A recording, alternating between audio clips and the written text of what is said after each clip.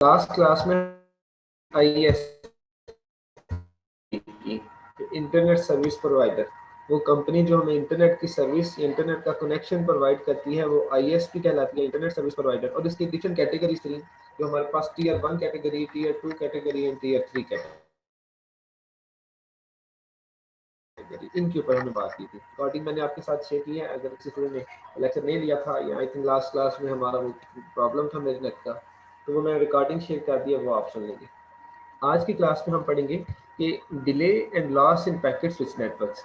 तो बेसिकली आज का जो हमारा लेक्चर होगा, what is delay and different types of delays. Delay क्या है और इसकी डिफरेंट टाइप्स कौन सी है, इसके ऊपर हम बात करेंगे आज। अब यहाँ पे सिनेरियो उसने पहले क्रिएट किया है कि considering what can happen to a packet, कि आप कंसिडर करें कि as it travels from its source to its destination, जब वो अपने सेंडर से रिसीवर की तरफ या सोर्स से डेस्टिनेशन की तरफ मूव करेगा, तो इंटरनेट के ऊपर पैकेट के साथ क्या क्या पॉसिबिलिटीज हो सकती है। ये एक सिनेरियो क्रिएट किया है। अब यहाँ पहले आप ये समझे, हमने कहा था कि एक होता है नेटवर्क एज और एक होता है नेटवर्क कोर। अगर मैं सीआर के साथ कम्युनिकेशन करता हूँ, तो मेरे वाली जो एंड सिस्टम है, जो मेरे वाले लैपटॉप है, ये मेरी डिवाइसेस, और दूसरी साइड पे सीआर के पास जो एंड सिस्टम है, ये नेटवर्क एज कहलाते हैं। और इन दोनों एजेस के दरमियान जितना एरिया है वो नेटवर्क कोर कहलाता है। अब जब मैं डाटा सेंड करता हूं, तो मेरे एंड सिस्टम से जैसी डाटा निकलता है तो वो नेटवर्क कोर में चला जाता है। अब कोर के अंदर मैंने कहा था डिवाइसेस का जाल बिछा हुआ है, राउटर्स का जाल बिछा हुआ है, इतने ज्यादा राउटर्स हैं। और जब मैं डाटा सेंड करता हूँ, तो डिफरेंट रास्तों से डाटा मूव होते होते डेस्टिनेशन, अगर मैंने सीआर को सेंड किया तो सीआर तक डाटा चला जाएगा। अब यहाँ भी है कि जब डाटा सेंड होता है, मैं सेंड करता हूँ डाटा, तो मेरे कंप्यूटर से निकल के जब वो राउटर के ऊपर जाता है, फिर वो राउटर से नेक्स्ट राउटर, फिर वो राउटर से नेक्स्ट राउटर, तो हर राउटर के ऊपर, पैकेट के ऊपर कुछ डिले आ रहा होता है। पैकेट की ट्रांसमिशन में कुछ ताखीर हो रही होती है, थोड़ा सा वेट करना पड़ता है पैकेट्स को हर राउटर के ऊपर। वो जो वेट करना पड़ता है, जो ताखीर हो रही होती है थोड़ी सी, उसको हम कहते हैं कि ये डिले कहलाता है। यही उसने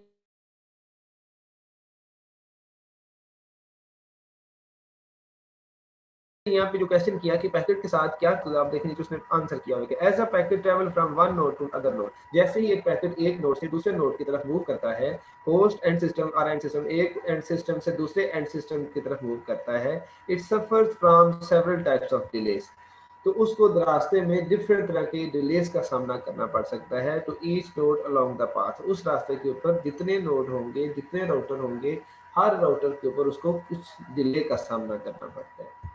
कितनी तरह की डिले होती है? ये 4 तरह की डिले होती है। Processing delay, queuing delay, transmission delay and propagation delay. इनको हम वन बाय वन डिस्कस करेंगे।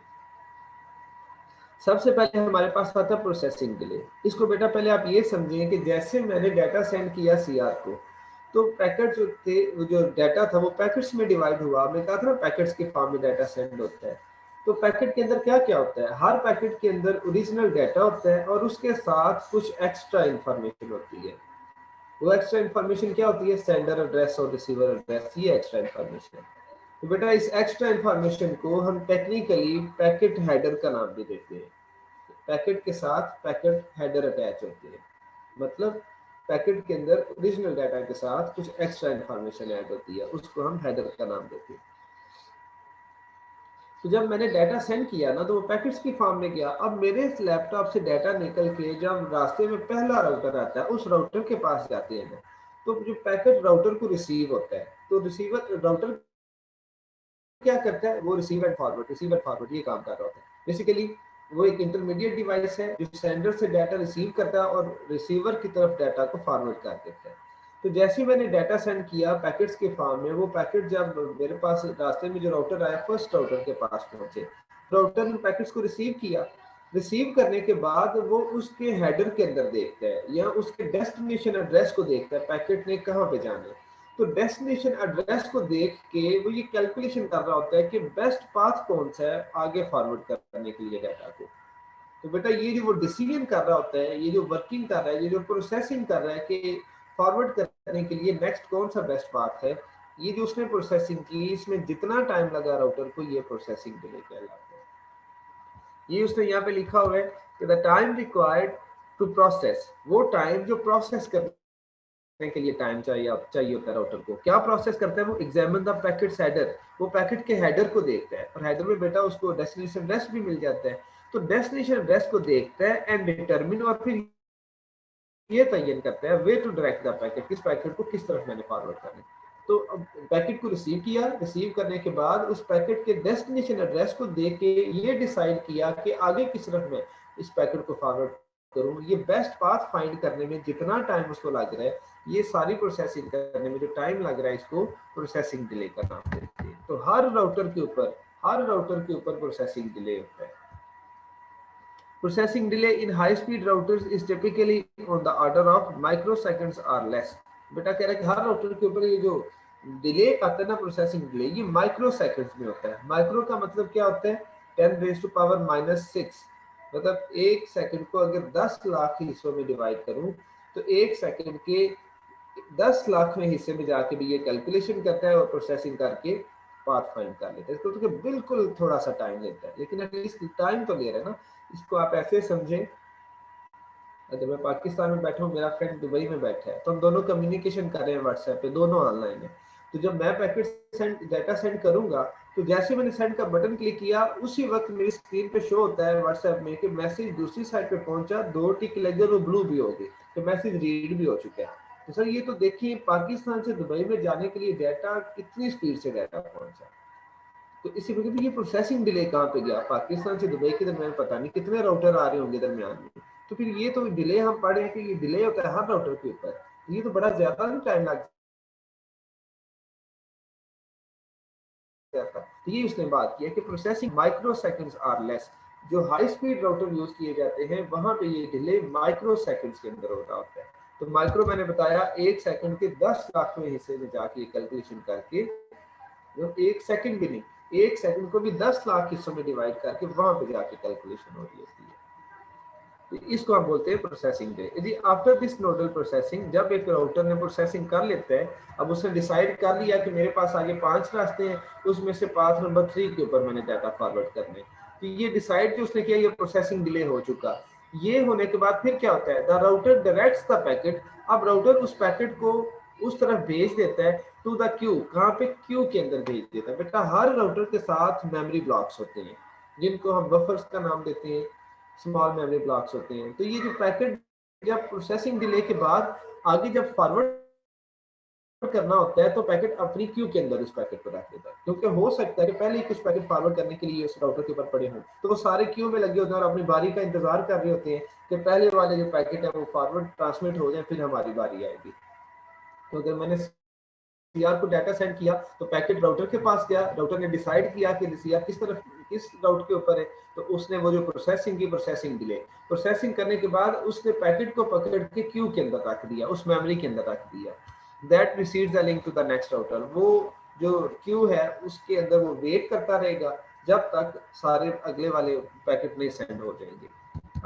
नेक्स्ट उसने क्या कि processing delay depends on the processing speed of a router. ये जो प्रोसेसिंग डिले है किसी भी राउटर की प्रोसेसिंग स्पीड पे डिपेंड करता है। बेटा अगर हाई स्पीड राउटर लगे हैं तो प्रोसेसिंग डिले कम से कम होगा, अगर स्लो राउटर लगे हुए हैं, प्रोसेसिंग स्पीड कम है उनकी, तो फिर ये प्रोसेसिंग डिले ज्यादा होगा।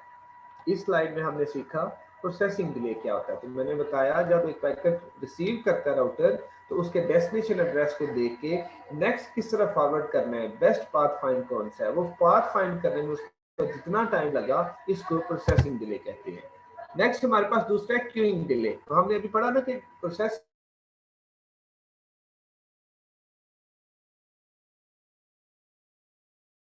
करने के बाद वो उसको मेमोरी के अंदर जाके रखे, तो पाथ नंबर 3 के साथ मेमोरी ब्लॉक लगे होंगे, वहां पे जाके उस पैकेट को रख देता है। अब बेटा क्यू लग बनी होती है, अगर तो वहां पे पहले से पैकेट नहीं थे, तो इसका मतलब है कोई पैकेट नहीं, कोई डिले नहीं होगा, मेरा पैकेट डायरेक्ट फॉरवर्ड हो जाएगा।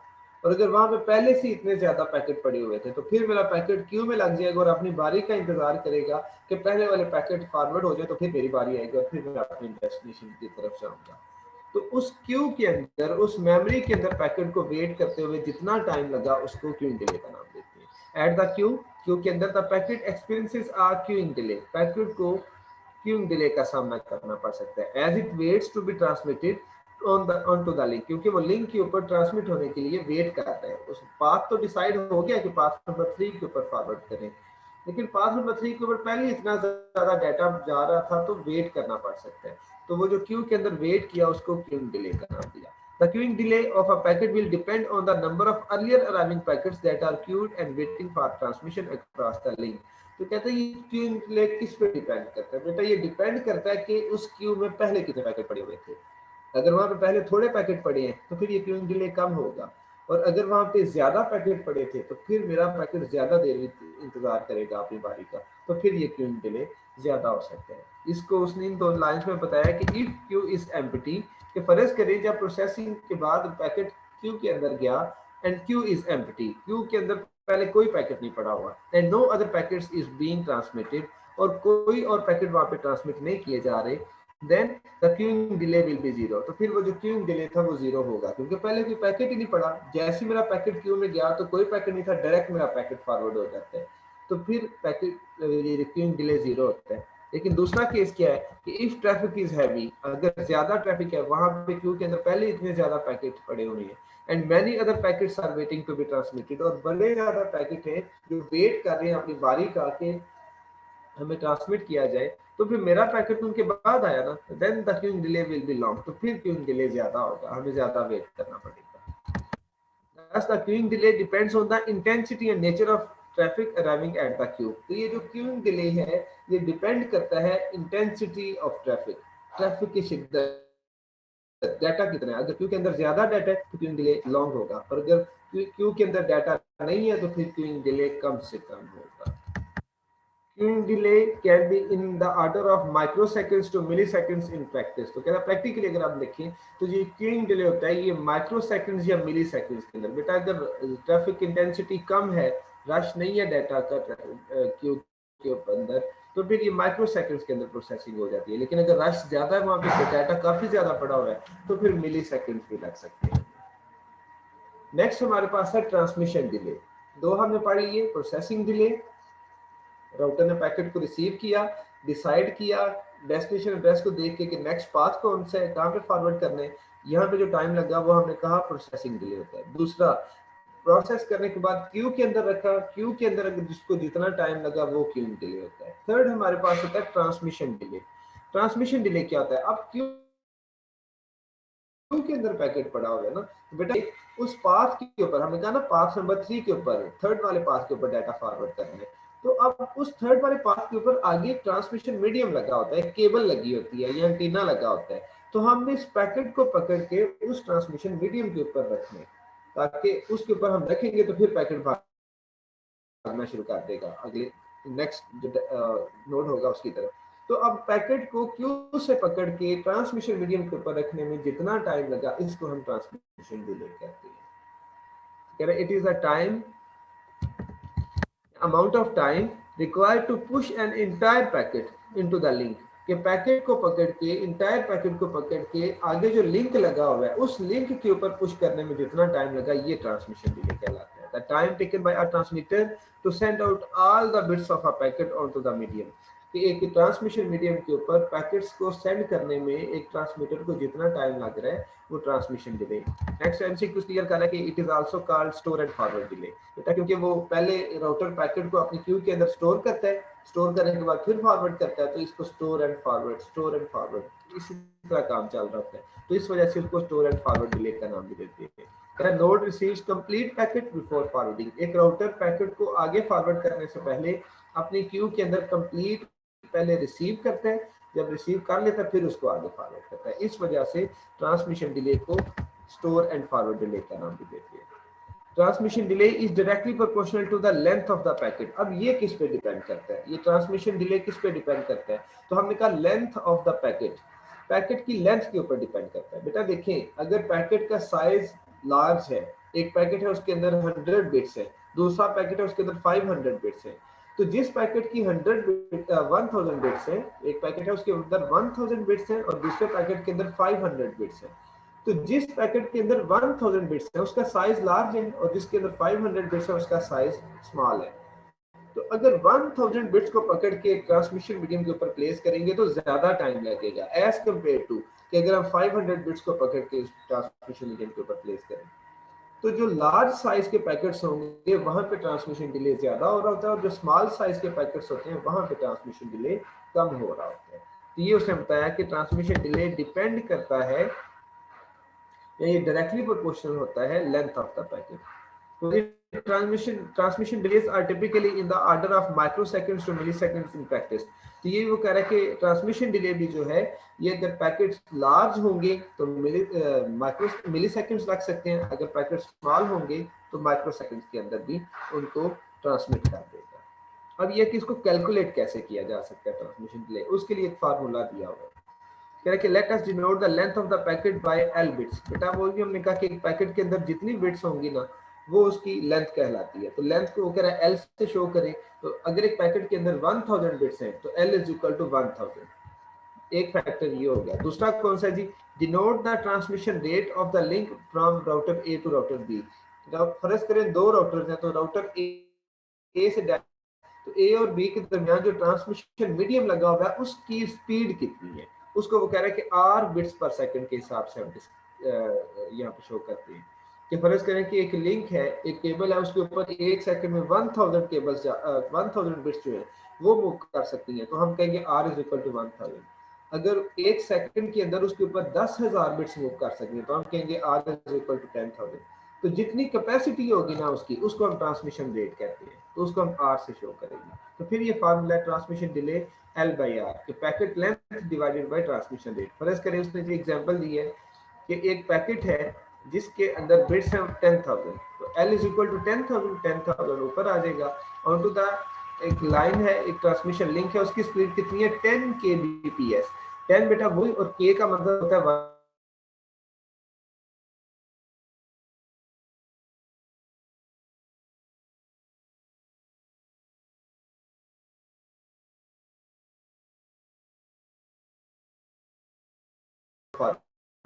टाइम लगा। दूसरा कौन के अंदर टाइम लगा प्रोपगेशन डिले। फिर इसी तरह आगे आगे आगे हर एक नोड के ऊपर ये प्रोपगेशन डिले होगा। अब नेक्स्ट ये किस पे करता है प्रोपगेशन डिले, बेटा ये डिपेंड करता है कि आपने कौन सी केबल यूज की है, कौन सा ट्रांसमिशन मीडियम यूज किया हुआ है। कुछ ट्रांसमिशन मीडियम्स की स्पीड फास्ट होती है, कुछ ट्रांसमिशन मीडियम जो है वो स्लो स्पीड के होते हैं। तो अगर आपने एक high speed transmission medium use की है तो प्रोपगेशन डिले कम से कम होगा, स्पीड से डाटा मूव करेगा। और अगर आपने एक स्लो ट्रांसमिशन मीडियम यूज की है तो फिर ये डिले ज्यादा हो सकता है। ये उसने कहा कि in wide area networks propagation delay are on the order of milliseconds. के जो वाइड एरिया नेटवर्क्स हैं, जैसे एक डिफरेंट कंट्रीज के दरमियान कम्युनिकेशन करवानी हो, वहां पे ये प्रोपगेशन डिले मिलीसेकंड्स के अंदर होता है। इसको